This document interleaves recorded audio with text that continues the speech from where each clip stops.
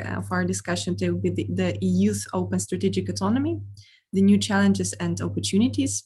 My name is Jana Homan. I'll be moderating this session today. About myself, very shortly, I'm a policy coordinator at the European Government Affairs team at Microsoft, but I'm also a member of the Liberal Defense Expert Network at the Friedrich-Naumann Foundation. So about our expectations from today's session, I hope that this panel will give everyone the crossover view of the EU's open strategic autonomy. First, we'll look at the EU defense cooperation and the defense industry in the EU, and we'll think how they relate to the operational and political autonomy in the EU. But also later, I would like to challenge the speakers to approach the topic from a different angle and to look into the current challenges and discussions around the EU strategic autonomy, for example, such as emerging technologies and digital sovereignty, but also the EU new administration in the US. Also such challenges as the current health crisis and the COVID pandemic, and the way all these challenges and possibly opportunities influence EU's sovereignty and EU strategic autonomy on different levels. So without further ado, I give the floor to our first speaker. That is Eve Roerig. She's the member of the FNF Defense Network, and also she's a contributor to the ELF publication, which is called Solving the European Defense Market Puzzle. Shortly about Eve, she holds a double master's degree in European Affairs from Sciences Po Paris and the Free University of Berlin. She also holds a master in defense industry, and she followed a Land Forces War College as a civil auditor. In 2017, after the election of Emmanuel Macron, she joined the French Parliament, where she worked as a parliamentary advisor of the French MP, and later as a defense advisor for La République En Marche.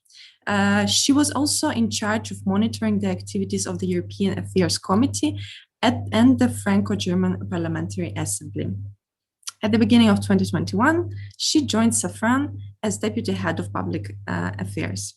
So before I give the floor to you, Eve, I would like to just very quickly point to our audience that you are welcome to ask your questions through a tool, through Slido. Here in the chat, you can see the hash by which you can join our session, our Slido session, and you can pose any question that is related to this discussion to our panelists, and then I'll read it out and we'll continue the discussion. So please, Eve, you have around 12 minutes to give your introductory remarks.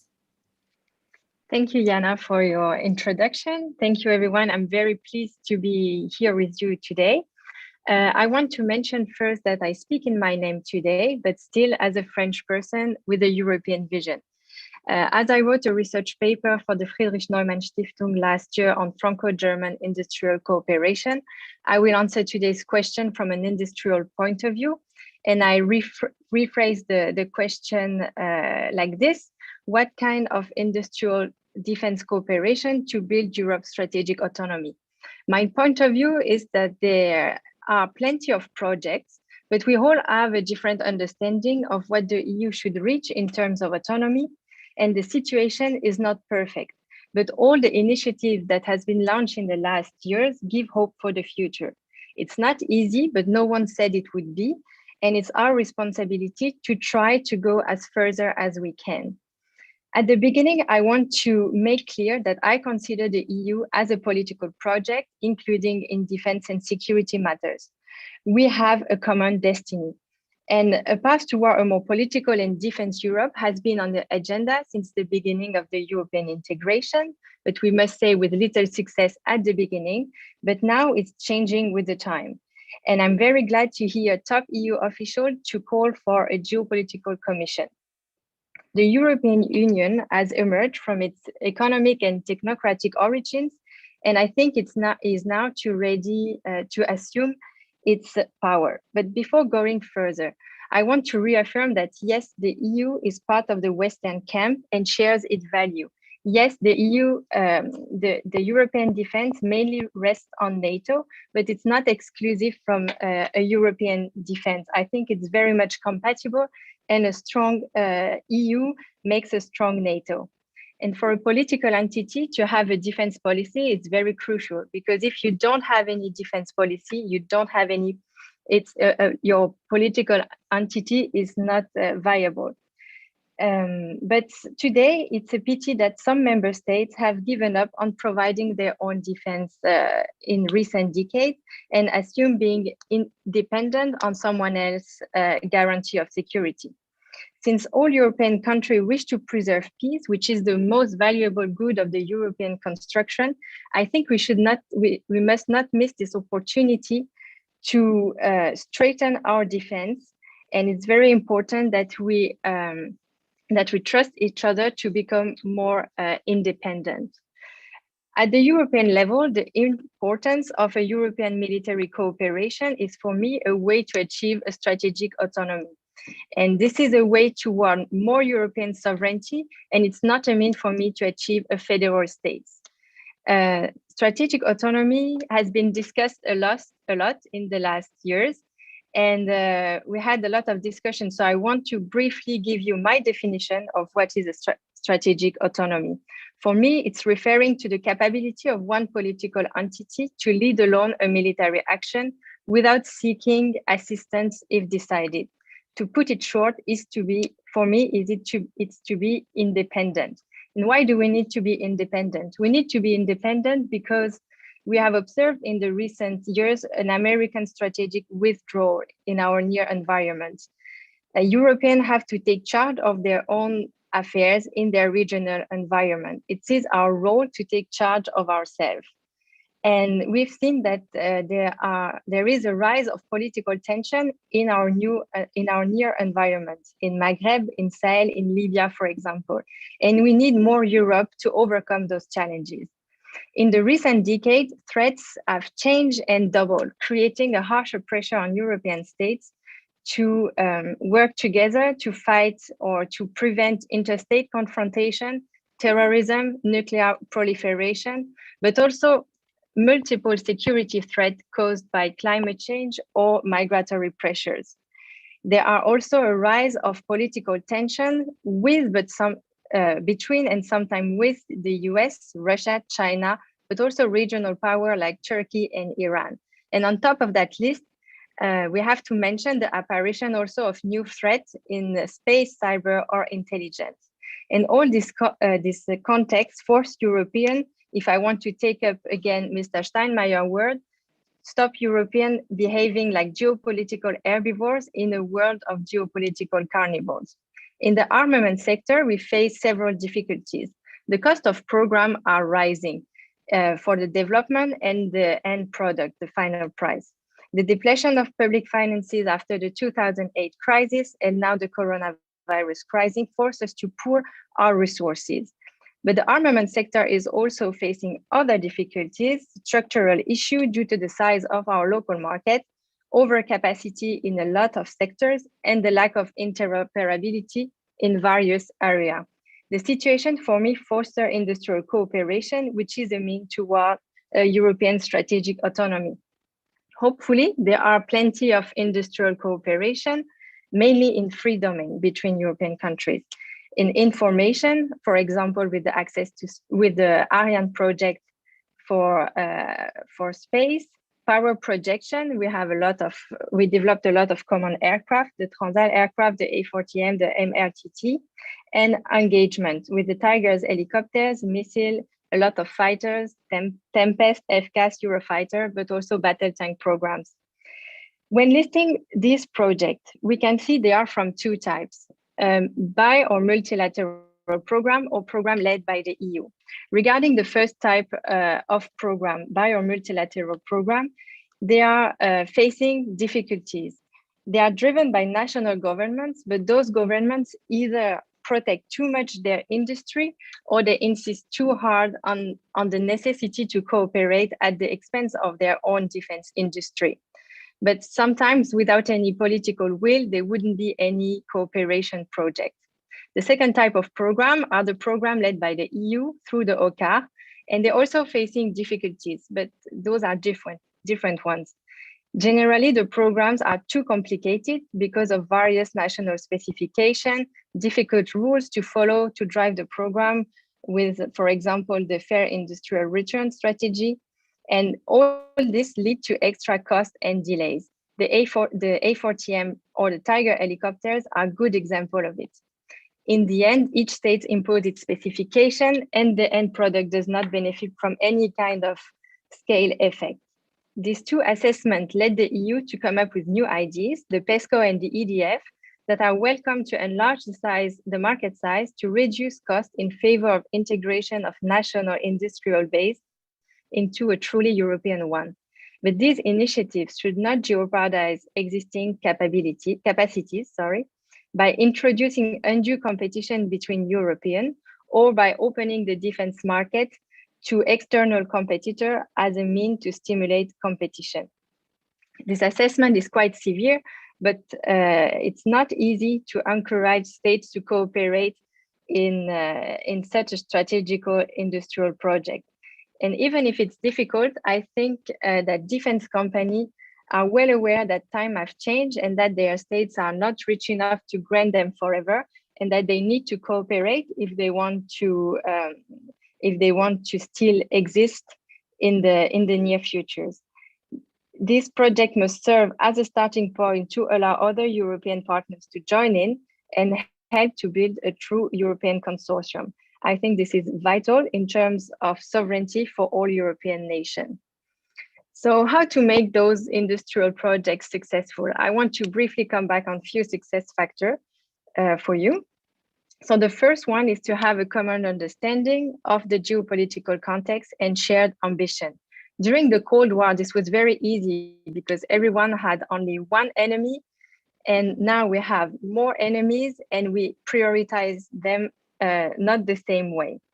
So if you apply this to industrial equipment, for example, the Eurodrone, what for do we need a drone? For what purpose? Do we need it for urban surveillance on national territory, or do we need it for military intervention? So this question leads us to another question. Do we need one or two engines? Do we need it armed or not armed? So you see, it's very important to share a common vision of the geopolitical context and shared ambition. A second key factor of success is to clearly identify on what industrial segment it's interesting to cooperate and to create more capacity. Sometimes it's just not accurate or interesting to cooperate. We have to be very pragmatic. And it's also very important to agree on material specificities and budgetary calendars. A third factor of success is that the project owner cannot be pooled, and it's important to clearly define owners of projects, because European industrial autonomy depends on the legitimacy of industrial contractors chosen on the basis of their expertise. Then we have to also push to have a global strategy on products. Strategic autonomy means that we should master the conception and the production of critical components and not only end product. And in Europe, we have the chance to have good companies at the integrator levels, but also in niche segments. And sometimes we also have good companies that are active that have dual competencies, like, for example, Estonian company in new technologies.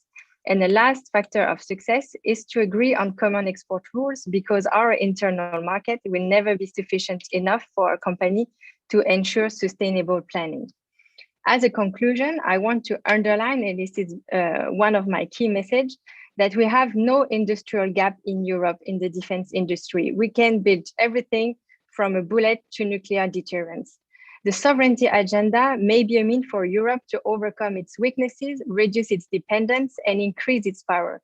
For me, to build a European sovereignty is not a loss of control, but on the contrary, it's a means for Europe to regain control.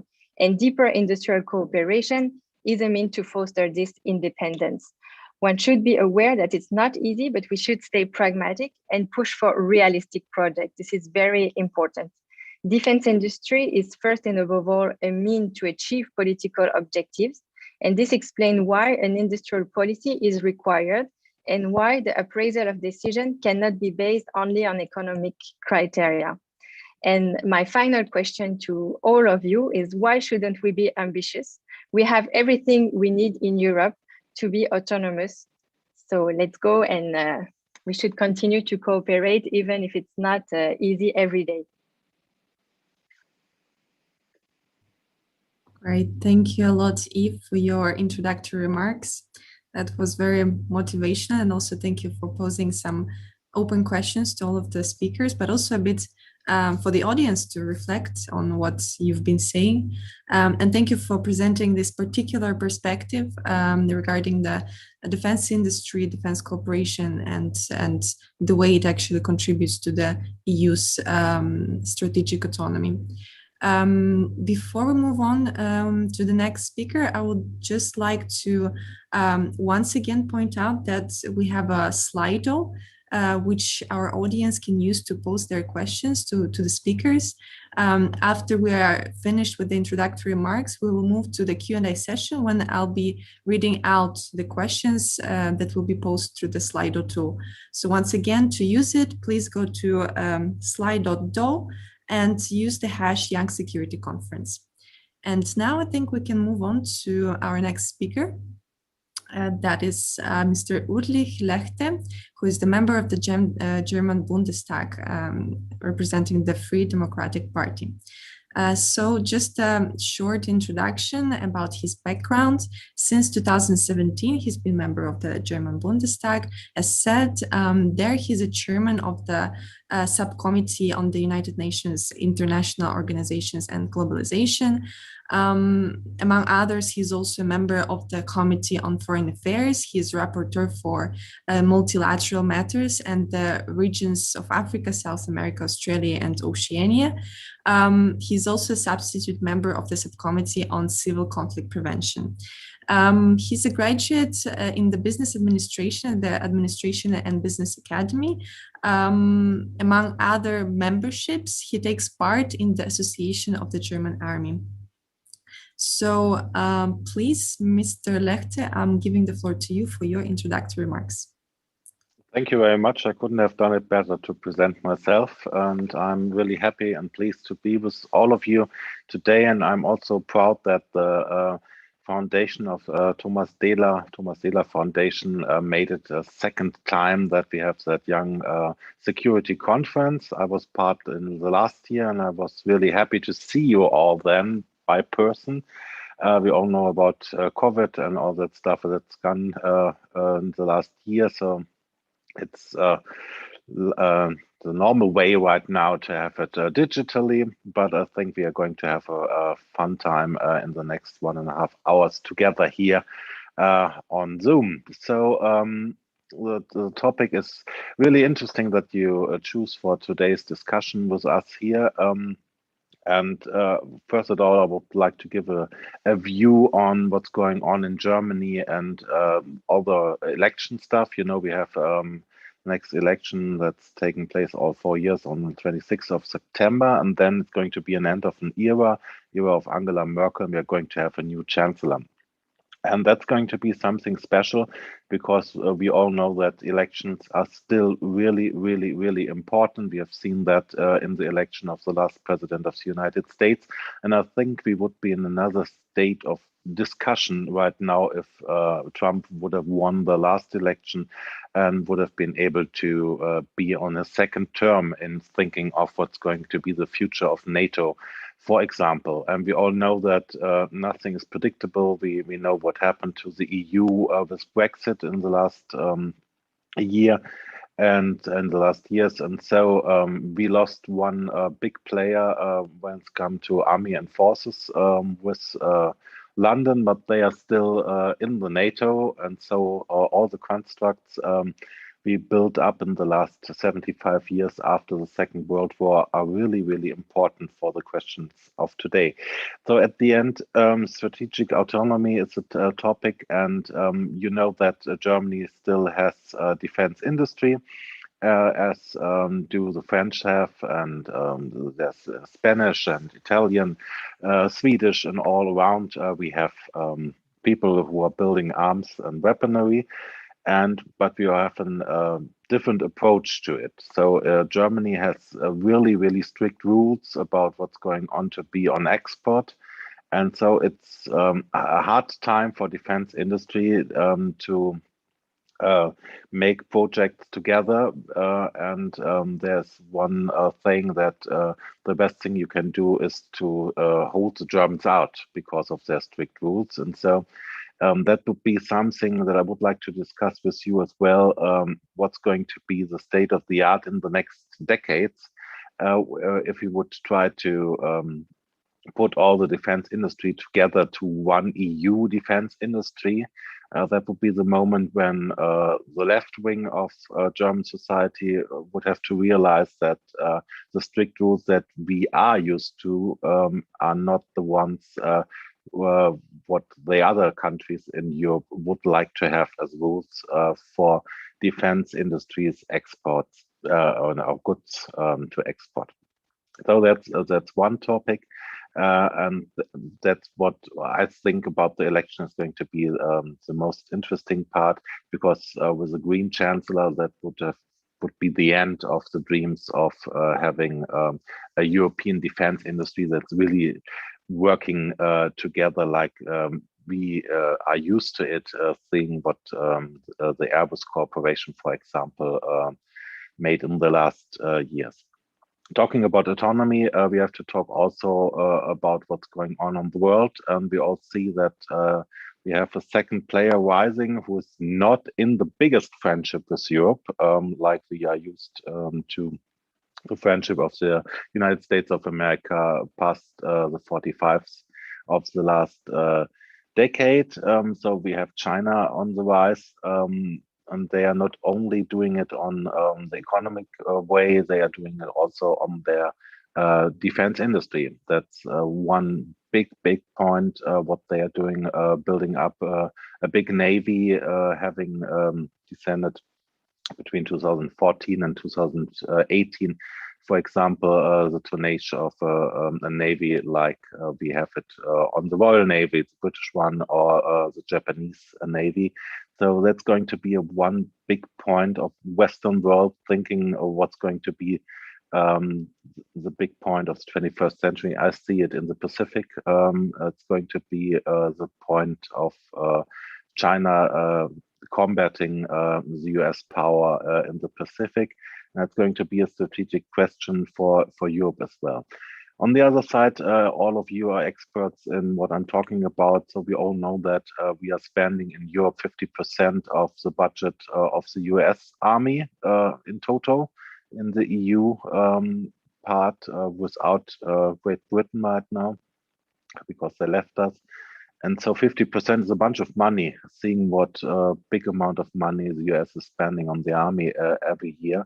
And we have to think about more cooperation. My vision was always the liberal vision of having a European defense army, and spending the bunch of money we are spending all over Europe into one army that is led by all countries, all different generals, so that at the end a war in Europe, in the EU, wouldn't be possible anymore, because if you have a big rule over the army, there won't be any war between France or Germany or Hungary and Romania or whatever seems to be possible in some weird brains.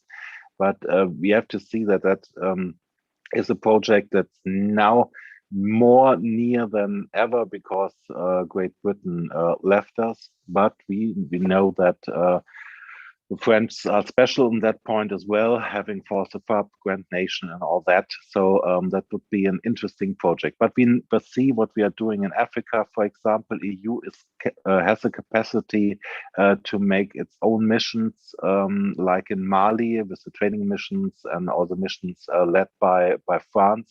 We know the discussions about that, but there are no US troops supporting there. So that's something that only Europe is doing.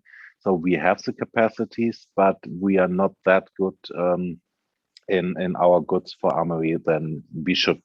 So at the end, that are all questions we have to talk about. And on the other side, COVID showed us in the last year that we have a big dependency on other countries in Far East when it comes to simple stuff as masks, medicines, vaccines, and all that. So we have to talk in Europe about building up capacities on that, because a slightly autonomy in soft skills like medicine, all that we had in the past should be accomplished in the next decades again, so that we see that we need to be prepared for moments that we all don't want, but that are on the horizon. I already talked about Brexit. That's going to be something special for the EU. We have to talk about NATO or what's going on there. We have the problems with Turkey being one prominent partner in the NATO and having a big army. What are the 6th largest of the world? What's going to be the moral standards of NATO? That's something that's also on the run. And last topic, and then I'll stop because I see that our moderator is already a little bit on looking on the watch. It's 5G.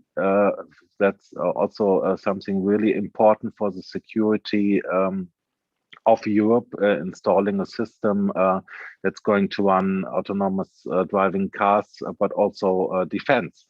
So at the end, you all know about the discussion involving Huawei into building up a 5G system all over Europe.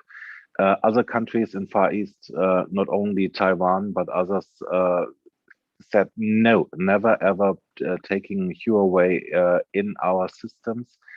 We don't want that, and that's a discussion we also had in German Bundestag in my Committee on Foreign Affairs, and that's something we have to think also about it. There are a bunch of things we already globalized in the world, but we have to see really clear on the point what other countries do to gain power in the world, and what Europe has been blind to, and we have to really see that, and you especially all participants as our upcoming young leader generation, that autonomy is nothing bad.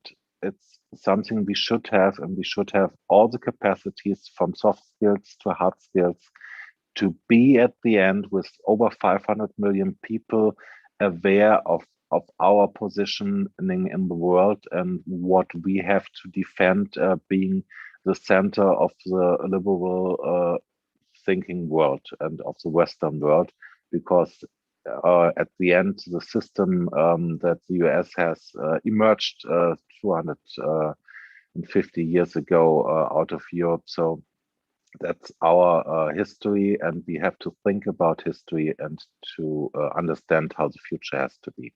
Thank you very much, and I'm really looking forward to discussing with you all the questions that you have, and use the F&A module to give us questions.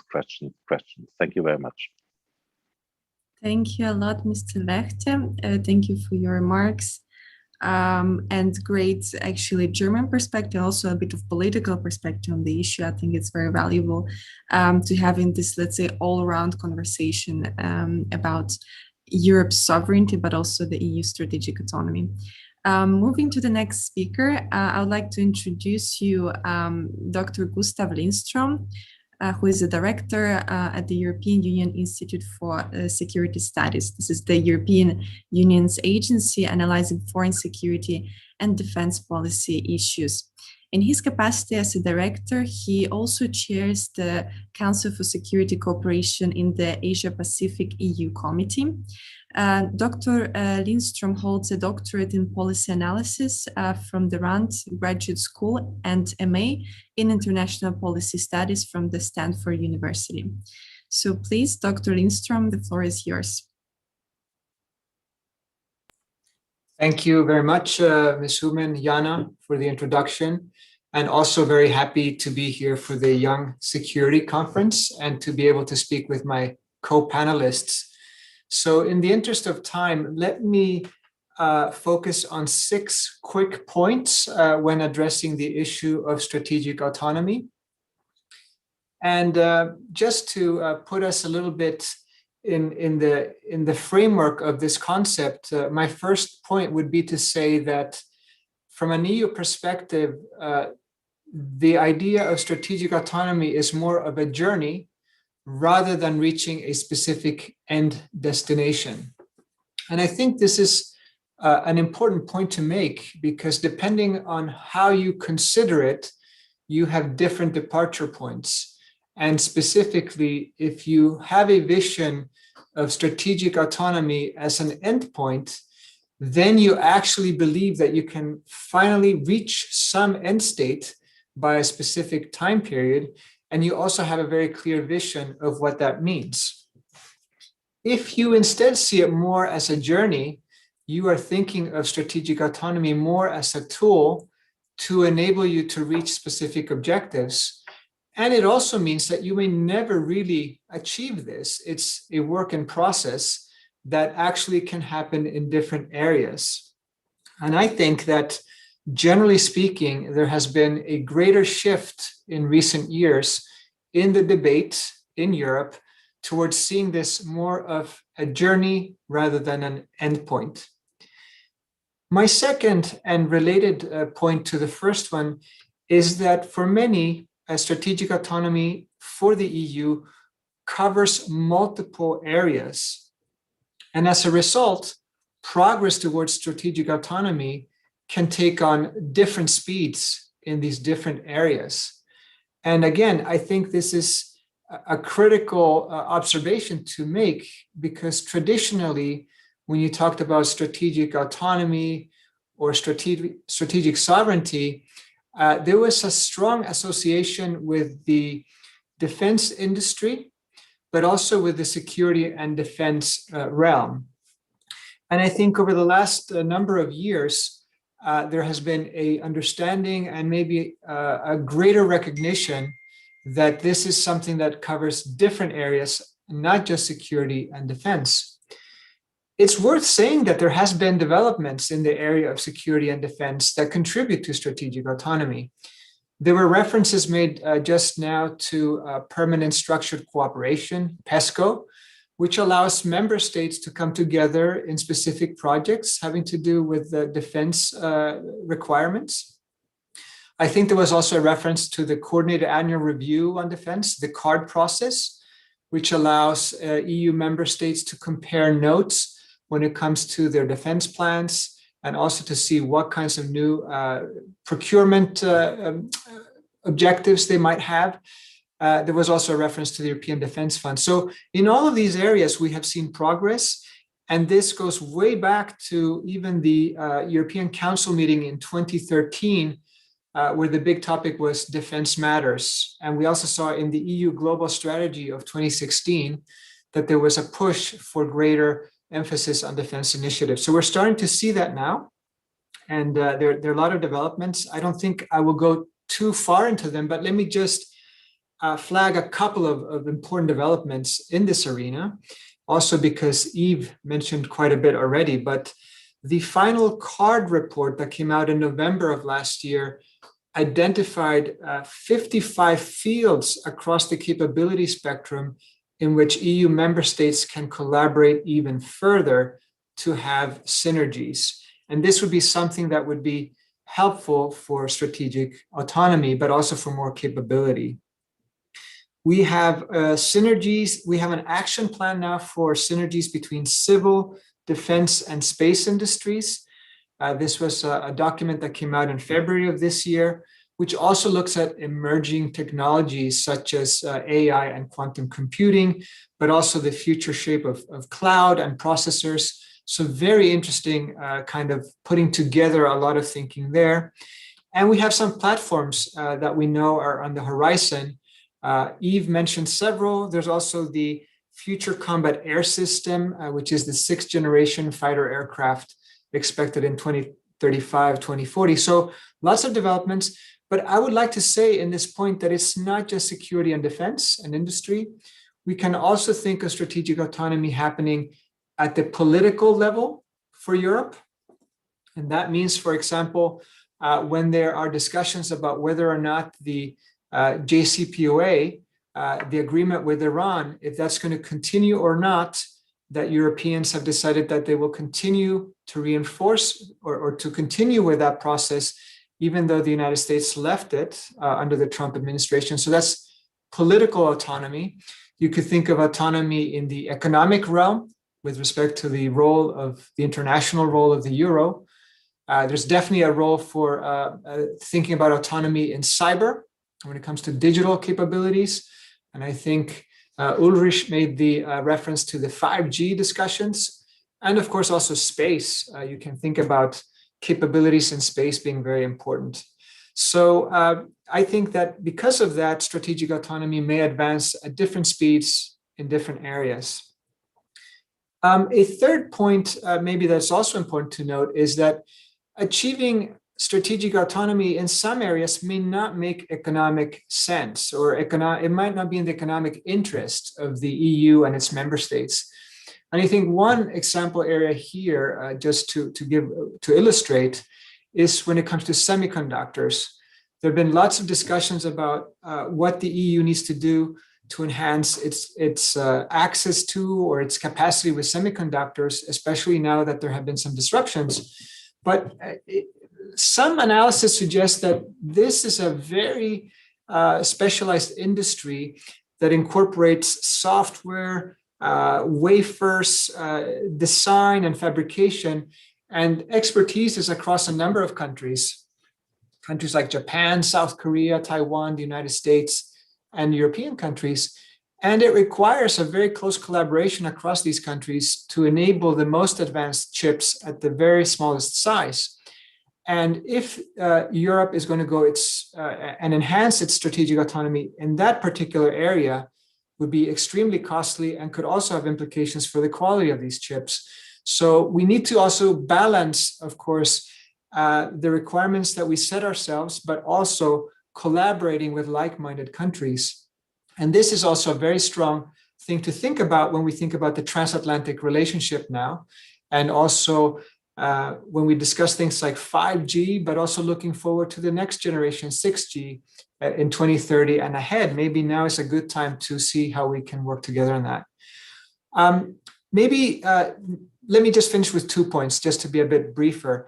The next point I wanted to make is that, unfortunately, strategic autonomy is not well understood or agreed among different policy makers, and of course, different countries have different visions for this. And I think we cannot escape acknowledging this. I mean, the fact that we sometimes call it strategic autonomy, sometimes we call it strategic sovereignty. We hear a lot about open strategic sovereignty now, to also give an emphasis on the trade aspects. I think that sometimes when we try to define this, it makes it worse for us, but we do have to conceptualize it. And I think for that reason, I think it is important to continue the conversations on this arena, but maybe we need to recognize that the more precise we want to be, the more difficult it will be for all of us to move forward. So for that reason, maybe looking at which areas would be important to push forward with strategic autonomy could be very interesting. And I mentioned a couple of them before: the economic, the digital space, and the political, of course. And here are discussions about qualified majority voting. So how can we ensure that we can make decisions sometimes to show that we have this autonomous capacity? So that is areas for additional work. And my last point is simply to say that strategic autonomy is not taking place in a vacuum. I mean, I think the previous speakers were very clear to state that we have a very interesting geopolitical world right now, and we have peer rivals that have become much more proactive in the international scene. And we need to adapt to this. We also need to adapt to things such as pandemics with COVID-19, but also we need to recognize that within the EU, we have other processes, be it the Conference for the Future of Europe, but also we have a very interesting process now towards a strategic compass across 4 baskets. And we are now in the strategic dialogue phase, and there have been over 50 events, all of them pretty much online, across member states to discuss the strategic compass. And we now have expectations for the first draft of it to be ready by November, with a final document by March of next year. So the discussions on strategic autonomy need to link up and also recognize the parallel processes. So with this, I've spoken for 12 minutes, and thank you very much, and look forward to the debate. Thank you. Thank you a lot. Thank you so much, Dr. Lindström. So great. Now that we have heard all the introductory remarks from our speakers, I believe we can move to the Q&A session. I'll allow myself as moderator to ask the first question just to open up the debate, and later we'll take up the questions from the Slido. So just to moving on in opposite order, Dr.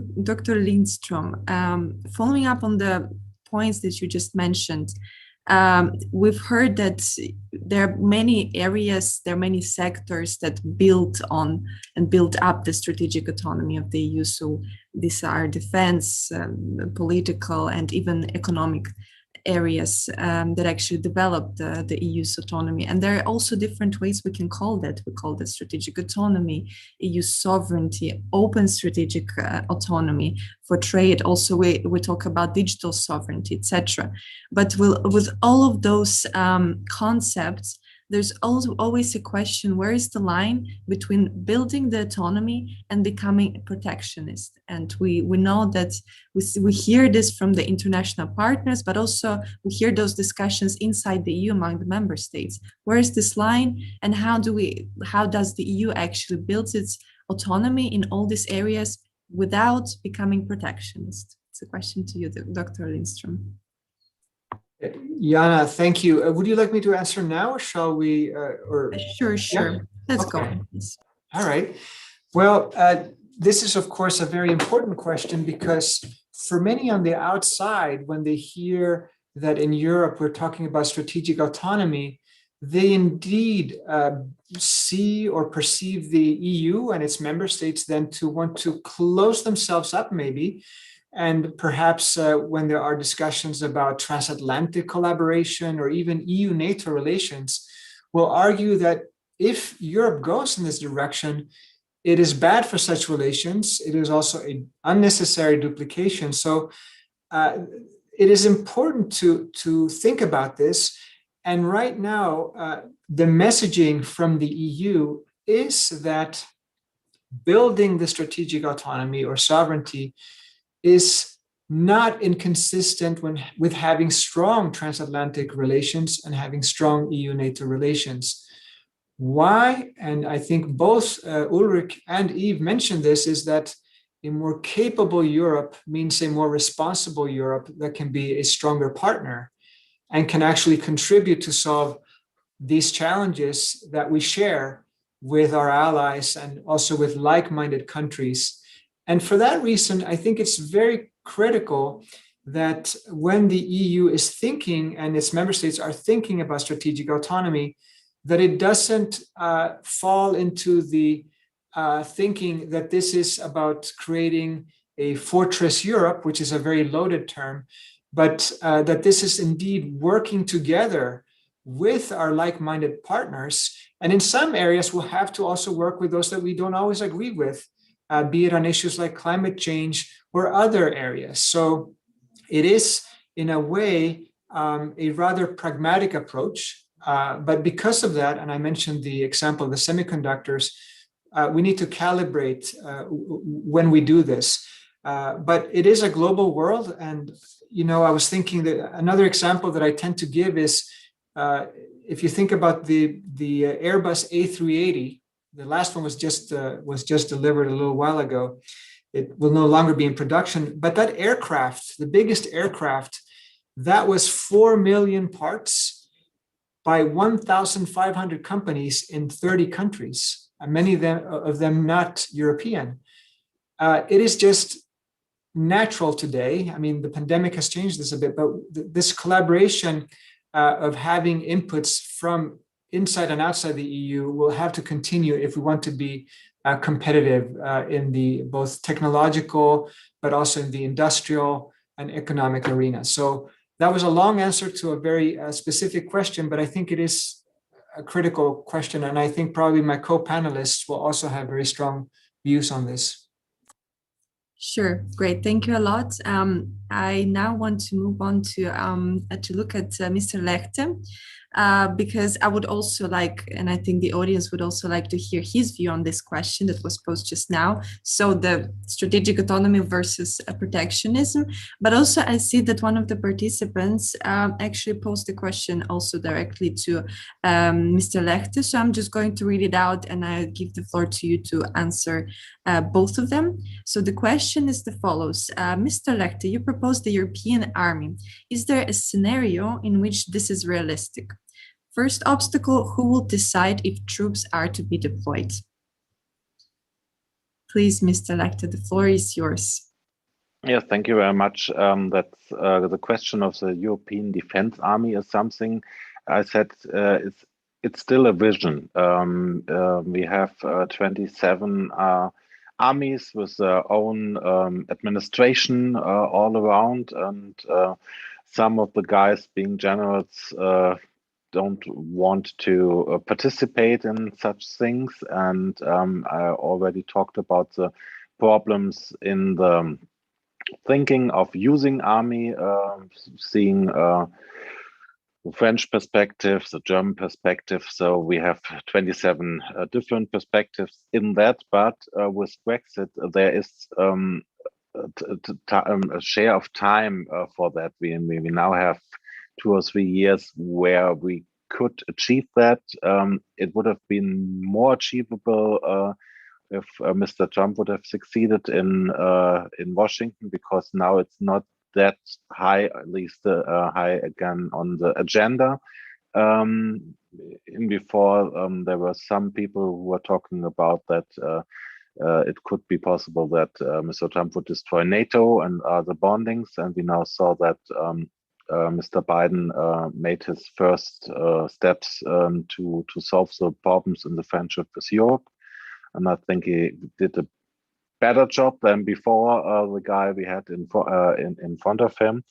So at the end, I think we won't have initiatives in that way right now. Gustav already mentioned PESCO. We started with projects done by European states on I think 28 projects or something like that, or 26 are in the move already. So there would be more efficiency in the army if we would achieve that goal to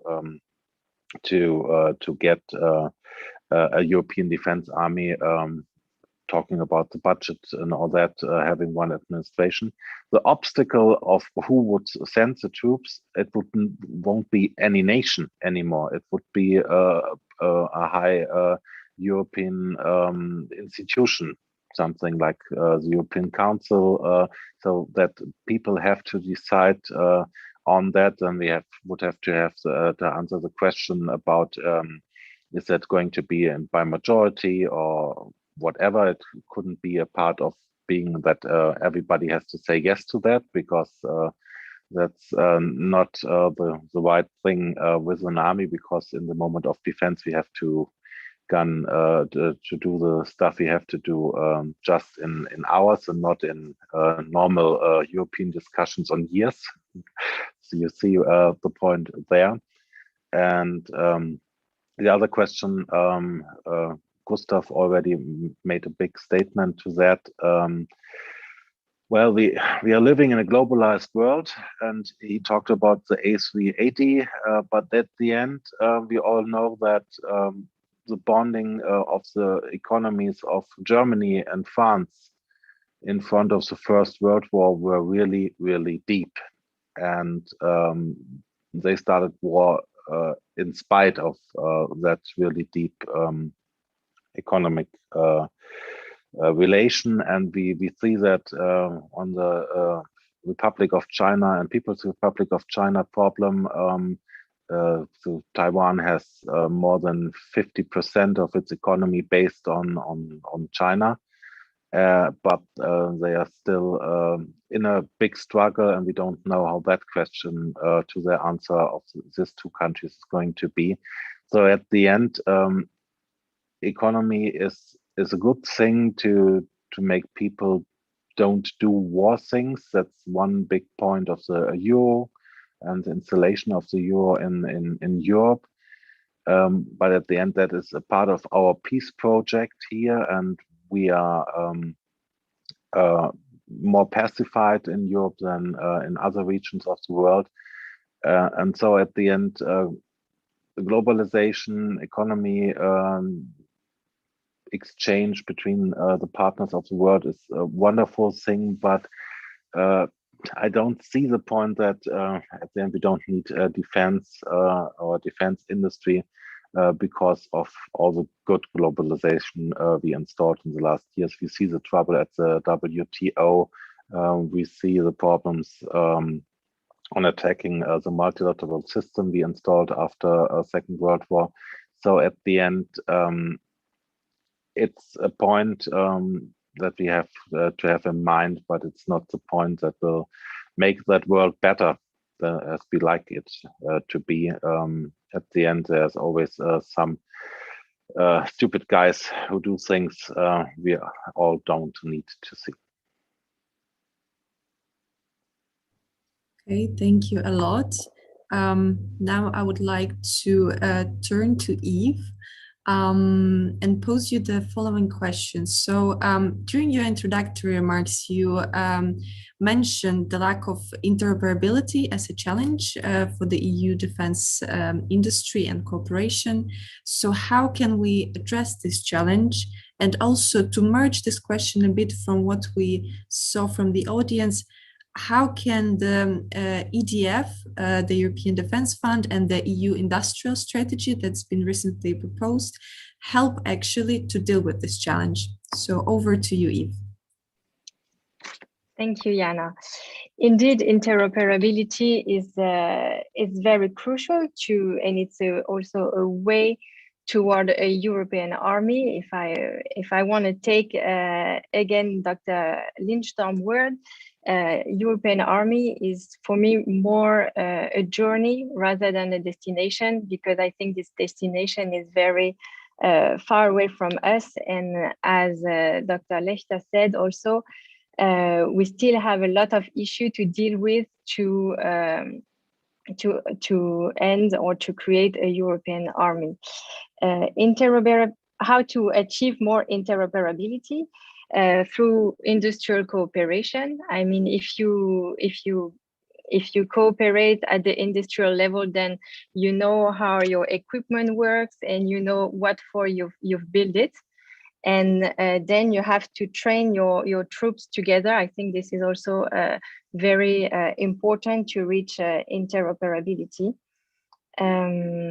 Yes. And what was the second part of your question? Sorry. So the second part, what I see from the Slido is how can EU's initiatives or tools such as European Defence Fund, the EU industrial strategy actually help to deal with this challenge? The EDF Fund first is a very interesting tool. It has been there were a lot of discussion to reach to an agreement recently to create this fund, which is financed with 8 billion euro for 7 years. It could seem very few, but it's the first step for Europe. So I think we should be thrilled that we've achieved this. It's an incentive to cooperate more at the R&D level, so very early in the stage of the industrial project. And if you cooperate very early, then you can also build materials that different nations will use. And this is a very interesting collaborative tools, in my opinion, to reduce the market fragmentation and then to achieve a better interoperability. Great, thank you a lot, Eve. I'm looking now at the rest of the questions on the Slido. And I see a question about cybersecurity. So how can Europe gain strategic autonomy in the area of cybersecurity, especially with regards to preventing and dealing with attacks on critical infrastructure? I think it's a very timely question, especially in the current context during the COVID lockdown in Europe, and specifically in the EU. We've seen the increase in cyber attacks here. So definitely very good question. From Roland Reif. Perhaps I'm going to give the floor to Dr. Lindström to start with that, and also I'm going to give the opportunity to the rest of the speakers to reply to that. Thanks, Jana, and feel free to just call me Gustav.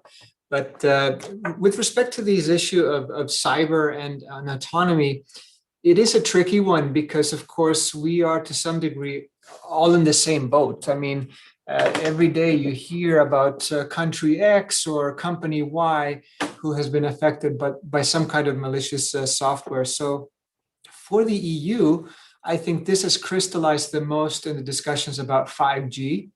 And I think that that was kind of a wake-up call with respect to creating some mechanism, some kind of security toolbox to make sure that there were guidance and measurable guidance that could be used by European countries when deciding as to who would engage in the 5G infrastructure. But I also believe that the EU has been very strong when it comes to setting some standards. And specifically here we have the GDPR, which has been, in a way, if you think about it, it's not taking a leadership position when it comes to cybersecurity. But it does mean that Europe did come forward with a very strong architecture for data protection and data privacy. And other countries have been quite interested in the GDPR and maybe transposing part of the GDPR for themselves. So in a way, that has been another strong point for the EU. I think right now what is critical for the EU is to ensure, and its member states, of course, is any efforts to push forward confidence building measures. There are many that are already out there. We saw recently the UN group of governmental experts and the UN open-ended working group both finalizing reports, pushing forward also the importance of international law in cyber. I think there's a role for the EU to push all those discussions forward.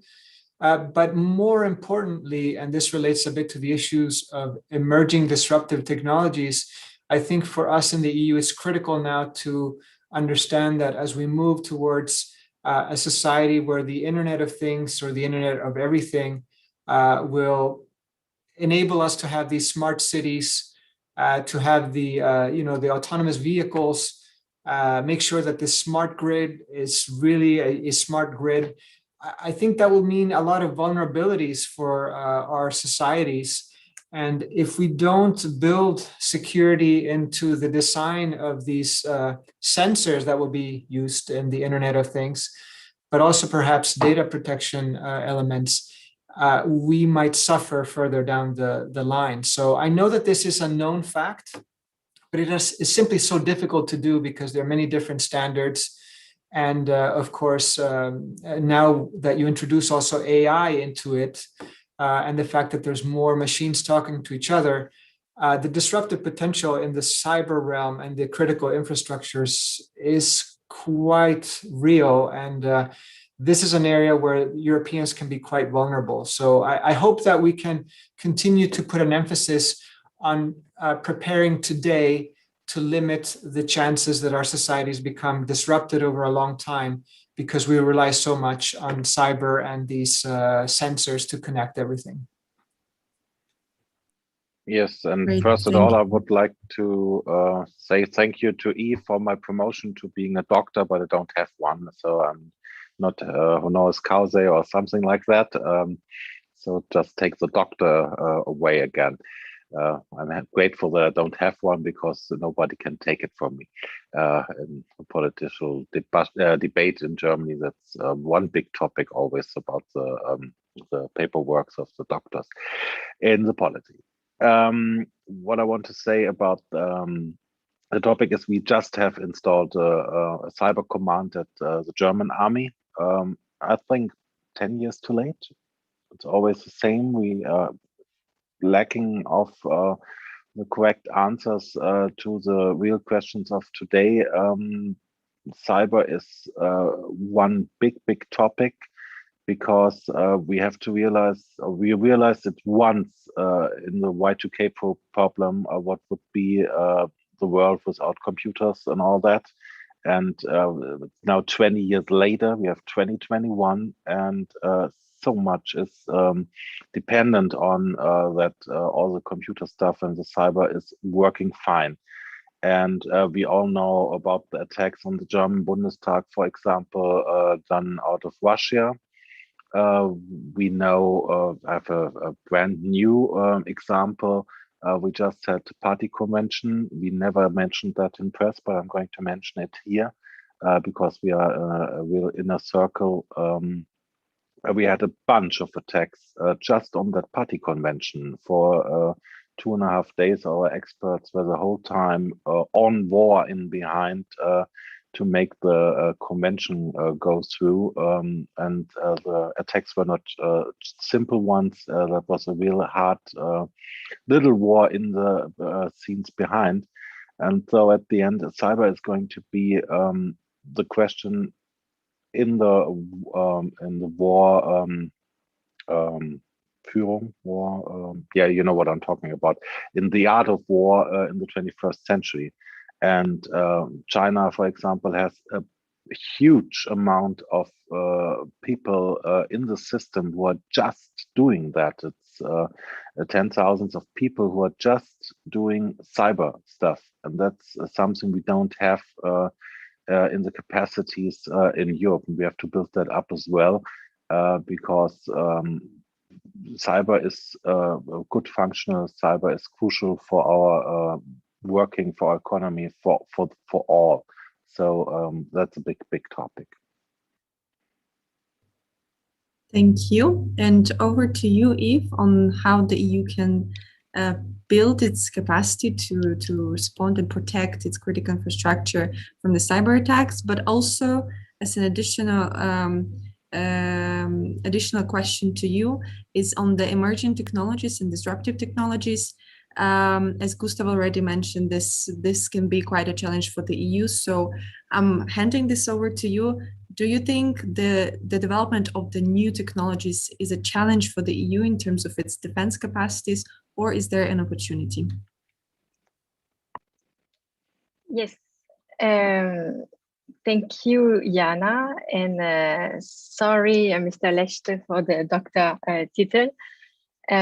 So I want maybe to just come back briefly on the cyber strategy of France, because as for the EU, and as it was mentioned before by the two other panelists, it's really new.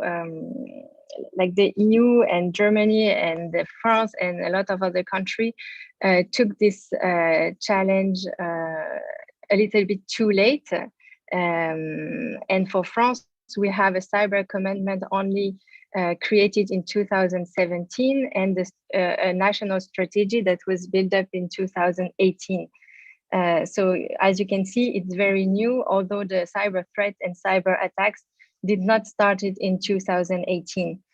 For us, or in France, it's a priority. It's a national priority, and we are hiring a lot of combatant or cyber soldier.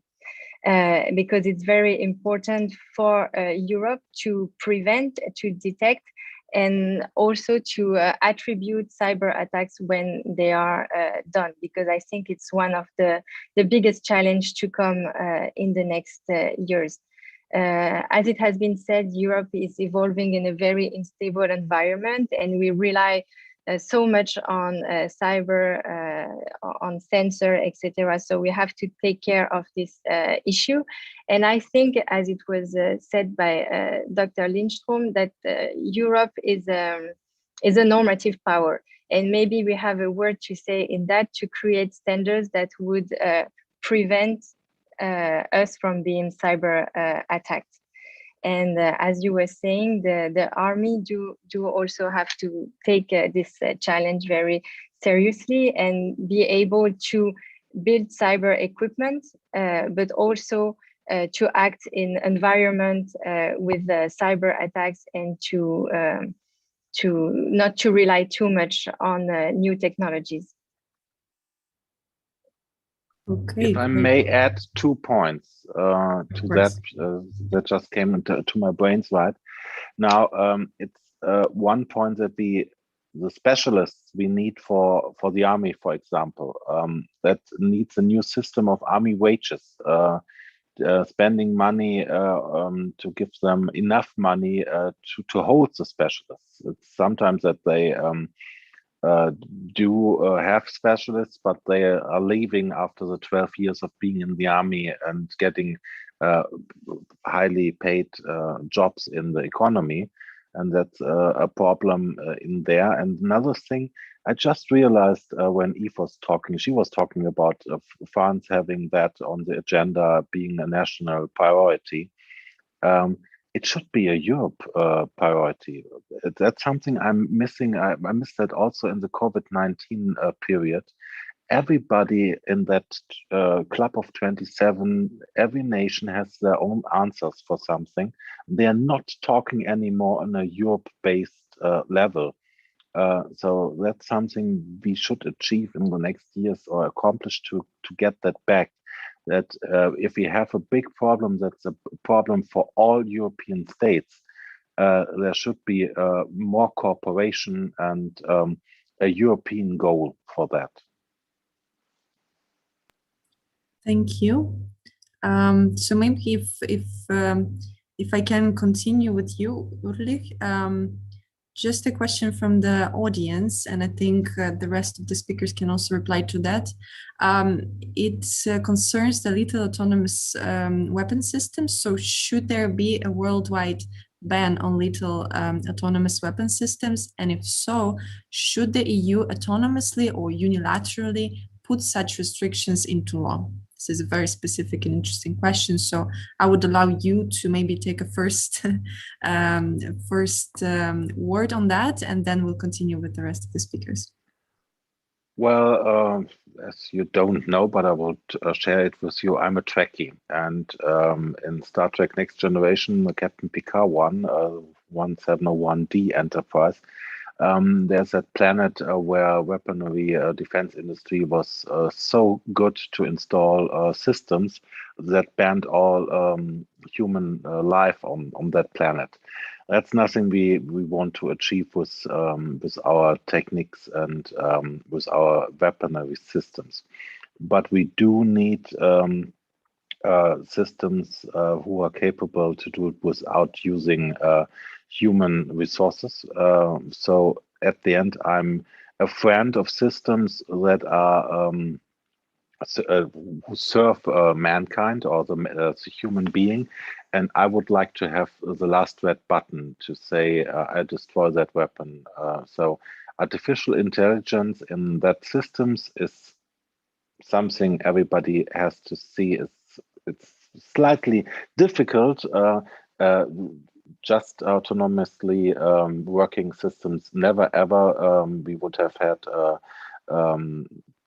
The world has exploded already, because everybody knows the example out of the 80s when some Soviet guy didn't press the red button because their systems thought that the whole weaponry of the whole nuke bombs of the whole nukes of the US were already on their way to the Soviet Union. So I think the answer is clear. I'm not against artificial operating systems, but it has to be in the power of one human in behind who is at the end the one who says that weapon is functionable or not. Okay, thank you. Gustav, over to you on the lethal autonomous weapons. Yeah. Should you take the unilateral action on this?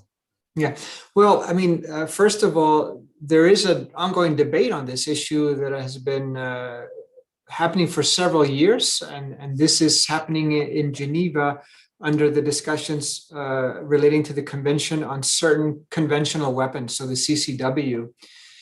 And it turns out to be rather complex because there's so many different degrees of autonomy, and as you know, there are discussions about person in the loop, on the loop, or out of the loop. And right now, when we speak about lethal autonomous weapon systems, we automatically think that we are there now. And in fact, there are very few systems that have that high degree of autonomy. It tends to be air defense capabilities, and also maybe some terminal ballistic defense systems. Like the ones used by Israel. But I would say that this discussion now on these new capabilities, there are structures in place. I mean, I guess that's my first message. I believe it's, if I remember right, Articles 35 and 36 in the Geneva Conventions of 49 that provide some guidance on new weapons and how there should be weapons reviews. And the thing is that if the EU unilaterally moves in one direction, that will probably not mean that others will not do it. And I think that what would concern maybe European officials and policymakers is that, okay, if within the EU, and again, we have different views across different EU member states, some may not be, some may actually want to see the potential of these technologies, making sure that there is some sort of accountability and way to ensure that risks of takeovers or malfunctioning don't happen. But there are other countries on the other extreme that say, yeah, we should probably not even go there. So I think, first of all, there's not perhaps a European harmonized view on this. And second, if there were a harmonized view on it, would that have an impact on other countries like Russia, China, the United States, Israel, other countries? How would they position themselves on this? And would that be then helpful if at the EU level, there is a discussion about not going in that direction when other countries are? I don't know the answer to that question, but that would be a question to think about carefully. And of course, recognizing that the discussion within Europe is there are different views on this. It makes us very contentious. And maybe the last point is that there are so many different levels to this. I mentioned the accountability aspect. There's a technological aspect about what really is autonomy. And of course, one of the last issues that came up in the discussions in Geneva a few years ago was the issue of dignity of man, of person. And the fact that the discussion on the dignity was a very powerful argument for saying that how do we feel as human beings to know that in the future, maybe human life will be taken by a machine? Is there dignity to that? And that is one of the arguments that some of the officials have taken in the Geneva debate on trying to limit the autonomy of these systems to ensure that there's always a human somewhere in the loop when those decisions are on life and death. But again, I've spoken a lot, but this is one of those issues where we need to recognize that maybe even the EU position will not be sufficient to lead to a specific outcome if that's what we want. Okay, thank you. Over to you, Yves. what is your take on the lethal autonomous weapons, and should the EU take the unilateral action to ban them? So I fully agree on what has been said before, and I just want to make the statement that these lethal autonomous weapon system are the result of the third revolution regarding arms system in the world after gunpowder and nuclear deterrence. I think it's very important to mention that. And as it was said before, for now, there are very few systems that are fully autonomous without no man in the loop. But I'm sure that this system will come up in the near future. And the countries that legislate on this issue, EU, France, Germany, the country part of the Geneva Convention, are not the one with the best technologies in this regard. So we have to have a broader discussion, and it's very important to have all the countries on board, because and even if we have all the countries on board, and this has already been said just before me, we know the state of multilateralism today. It's not because you have a norm, or it's not because you have a statement that other country respect it or consider it as legitimate. I think that the EU should embrace the topic and discuss it. It's very important that we at least have discussion on that. And why not to create an ethical committee, or to have discussion regarding these issues. And I think, if I want to add the last statement, the 11 guidelines that have been brought in the Geneva in Geneva, they were pushed by France and Germany together. So it shows that even if all the EU member states don't have the same the same point of view, some of them want to go in the same direction. Jana, if I may, just to add one thing, and that was very helpful what Yves said about the positioning, but we also have an issue with the developments in other technologies. And here I will just mention the hypersonic glide vehicles. Mm-hmm. When you have these missiles being developed that travel at such speeds, if you're going to have a credible defense against these in the future, the time for human decision-making will be even smaller and smaller. So we will have to get assistance from computer-generated assistance in these matters. And that will be something else that will push, at least for defensive autonomous systems versus offensive. Maybe there will be a bit of a greater debate depending on if it's offensive or defense. But as you well know, the line between offensive and defensive, also in areas that you work on, like cyber, sometimes are very gray. And but I think that will push some of this debate in a direction that will be very complex. Thank you. And maybe, Gustav, to stay here with you, I see there is a question from the audience. Dr. Lindström, does strategic autonomy at the political level mean that like-minded EU members join forces while others stay out, as it was the case with the JCPOA? So yeah, this is where we are in the debate. And this is now for many years where there's a discussion about so if we're going to be able to act autonomously, we don't just need the infrastructure, the capabilities, and the technologies, but we also need to have the capacity to make decisions. And that means how we are affected by those outside of the EU, if they push us in a certain direction or we have some limitations. But it also means within the machinery itself, if the EU, and now I'm just speaking at the EU level, what does that mean if we are going to make decisions in the future? Do we need to change that system so that in some areas, for example, in defense and security, do we need to maybe have less decisions that are made on a basis of unanimity? And that's when I made this reference to qualified majority voting. I think, yeah, right now there is a debate, and I think the Germans are very active in this debate.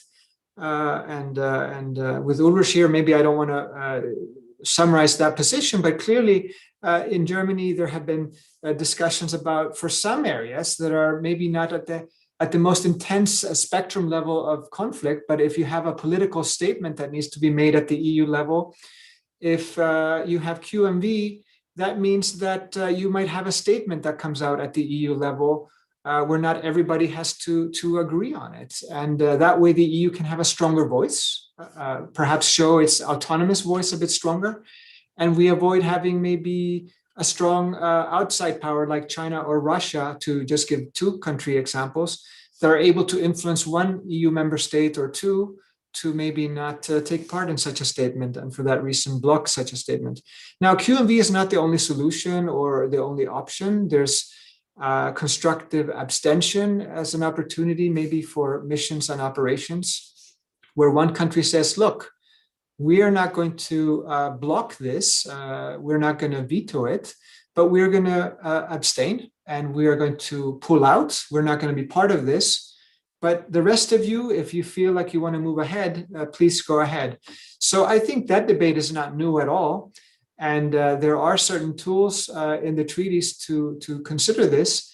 And I think this debate has become a bit renewed over the last couple of years. So absolutely. And you can also link it to the idea of strategic autonomy, because there's an element of decision making when you talk about autonomy. If you cannot decide autonomously, then that has implications for strategic autonomy.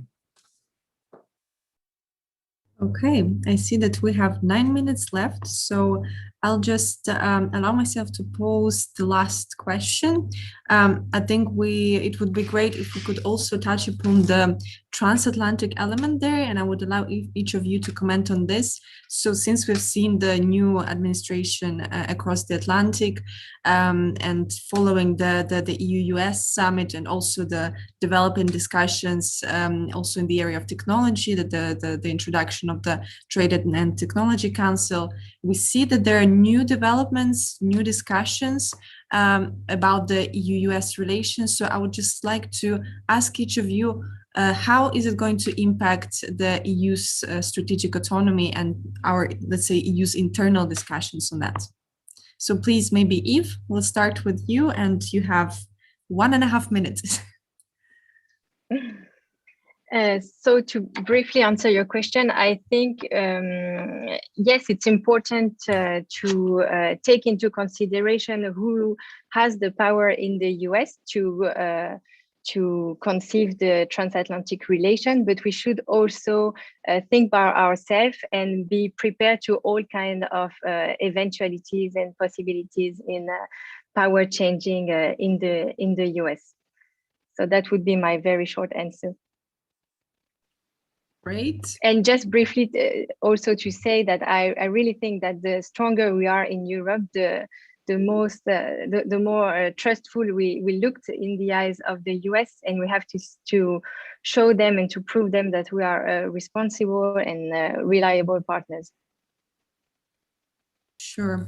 And I just, by the end of the panel already, allow myself to just switch to names. Ulrich, please, the floor is yours to shortly comment on the transatlantic relations. Being a politician and being shortly and brief. Yeah, well, I'll try. We need a strengthening of our friendship on the North Atlantic. And we know that Biden already managed to get some of the things we had out of the way, what we struggled with the last administration. And the friendship has to deepen, and the bondings have to be good, because, as I already said, the big question of the 21st century will be the rise of China, and the question who's going to be the new hegemon. And I like to live in an American-dominated world right now. It's not all that perfect, as we know, and we could discuss that on another panel. But at the end, it's more liberal and more democratic than all we see what Xi Jinping is doing to China right now.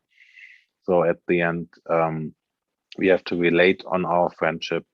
We have to see that NATO is the one who gives us security with a big partner, USA, and the EU has capacities, as I mentioned in this example of Mali, but we also know that without the US, we wouldn't have had any chance to survive the Cold War, and now a new Cold War could arise. Hopefully not. Hopefully Gustav is correct with his thinking of economy and the bondings there and the relations. So that would be my answer to that. The friendship on NATO and with the US is undiscussable. That's this one stabilization of our whole security that we are in need of. Okay, thank you. And Gustav, over to you on the US Summit, the Trade and Technology Council, and the rest of the discussions around the new revived transatlantic relations and their impact on the Europe's and EU's strategic autonomy.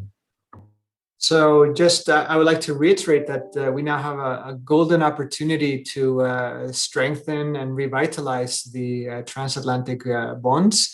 And of course, you already referenced one of the points in this, at least from the EU side, this joint communication for a new EU-US agenda for global change, in which there's a reference to this EU-US Trade and Technology Council. But I think that we have the blueprints now. We have lots of areas that we can work on. And we've seen that on climate change, on the digital portfolio, on the trade portfolio. There were references to the 5 and 6 Gs. There's a lot of areas in which we can work together. And as I mentioned before, this is not inconsistent with a strong and responsible Europe that has capabilities. So because of strategic autonomy going up, doesn't mean that it has to negatively impact the transatlantic relationship. Quite the contrary. In the ideal world, what it means is that European states and the EU can be a more responsible partner, which is a more multilateral world. But also, as Ulrich mentioned, we right now have a very interesting development, which is this tension between, a more liberal systems of governance and more autocratic ways of governance. And here I like to quote the Varieties in Democracy reports. So they have a yearly democracy report. And if you look at the last report from 2021, again, as last year, it's kind of not very encouraging reading, because there's a stronger trends towards autocratic varieties of governance that now represent 68% of the world population. And at the same time, you've seen liberal democracies go down from 41 countries to 32 countries in the last 10 years.